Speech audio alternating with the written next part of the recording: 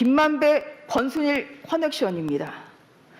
2019년 9월 6일에 이재명 지사 벌금 300만 원 이제 판결 선고된 후인데요. 3월에 한 번 이렇게 찾아오더니 5월에 두 번, 6월에 두 번 집중적으로 찾아옵니다. 6월 15일 전원합의체 회부 결정 직전인 6월 9일에도 찾아왔습니다. 18일에 대법원 전원합치 심리가 열렸는데요. 그 사이인 6월 16일에도 또 이재명 지사를 찾아왔습니다. 그 파기환송 결정 판결이 선고되자마자 그 다음 날인 7월 17일에 다시 한번 권대법관실을 찾아왔습니다. 8월에 또 두 번 찾아왔습니다. 결국은 이재명 지사 그 사건 관련한 것으로 찾아온 거라고 볼 수 있는 이런 합리적 의심이 간다는 것이죠. 그리고 특히 7월 17일은 무죄 판결에 대한 감사 인사 아니냐.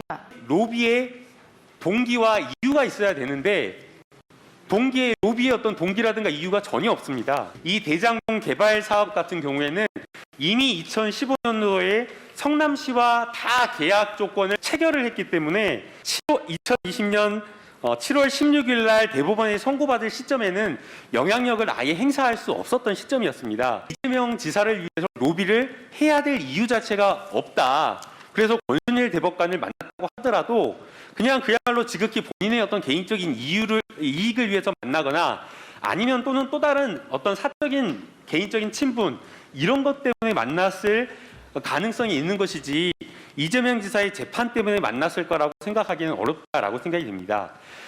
그리고 또 만남의 시점이나 이런 것들을 보면 2019년 7월 16일부터 만난 걸로 되어 있습니다. 이재명 지사 항소심 선고일 이전입니다. 김만배 씨가 무장도 아닌데 항소심에서 유죄가 나올 것을 미리 알아가지고 권순일 대법관을 만나가지고 사건을 청탁한다라고 하는 것도 맞지 않는다라고 생각이 되고요.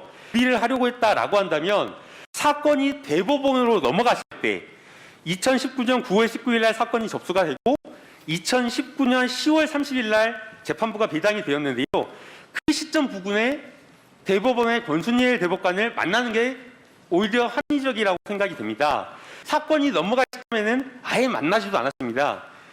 그 시점 한 4, 5개월 지날 때까지 아예 만나지도 않고 3월 5일에야 권순일 대법관을 만난 겁니다. 그러니까 이재명 지사의 사건에 관심이 없었다라는 거죠. 그리고 더군다나 2020년 3월 5일에는 권순일 대법관은 지금 이 이재명 지사가 배정되어 있다라고 하는 재판부에 소속되어 있지도 않았습니다. 동기도 없고 이유도 없고 그리고 만난 시점이나 날짜를 보더라도 적절하지 않다, 논리적이지 않다라고 이렇게 이야기할 수밖에 없고요. 이재명 지사의 파기환송을 받아낸 데 있어서는 권순일 대법관이 결정적인 역할을 했다. 이것은 팩트라고 할 수 있습니다.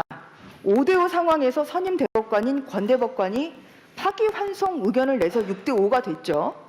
그래서 결국 김 대법원장도 다수 의견에 동의한 것으로 7대5가 됐던 것이고요. 사건 결과를 보면 지금 7대5로 결과가 나왔습니다. 대법원 전원합의체의 그 심리 구조를 보게 되면 대법원장이라고 하더라도 대법관 한 명이 다른 대법관에게 심리에 영향을 미칠 수 있는 구조가 절대 아닙니다. 대법관 한 명 한 명이 엄결성을 가지고 판결을 하는 것이기 때문에 누군가 로비를 받아서 판결한다는 걸 상상하기 어렵고 영향을 미치는 것을 전혀 생각하기 어렵다라고